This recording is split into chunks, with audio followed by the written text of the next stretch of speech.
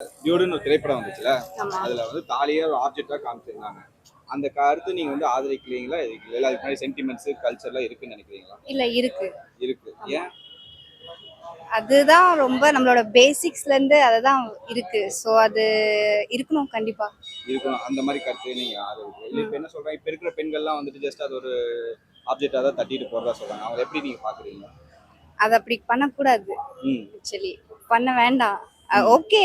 Like இப்ப நெறைய பேர் வந்து இந்த ட்ரெஸ் போட்டா அது நல்லா இருக்காது. அந்த மாரி யூஸ் பண்ணுவாங்க. குங்குமம் வைக்கக்கூடாது அந்த மாரி யோசிப்பாங்க.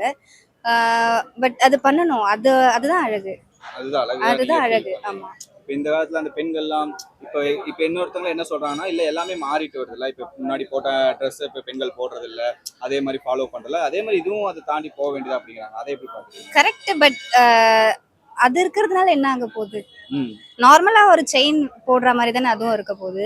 ம். ஜஸ்ட் அது வந்து நமக்கு மேரேஜ் ஆயிடுச்சு அவ்வளோதான். ம். அது வந்து ஒரு சொசைட்டிக்கு நம்ம அப்படி காட்டுறோம். மேரேஜ் ஆயிடுச்சு அப்படின்னு சொல்லிட்டு ஒரு மேரிட் உமன் அப்படின்னு சொல்லி நம்ம காட்டுறோம். ம். அது தவிர வந்து மேல் வந்து நம்மள டாமினேட் பண்றாங்க அப்படியெல்லாம் அதை யோசிக்க வேண்டியதே இல்லை. இருக்கிறவங்க இருக்காங்க. ம். பட் அப்படி நம்ம யோசிக்க வேண்டாம்.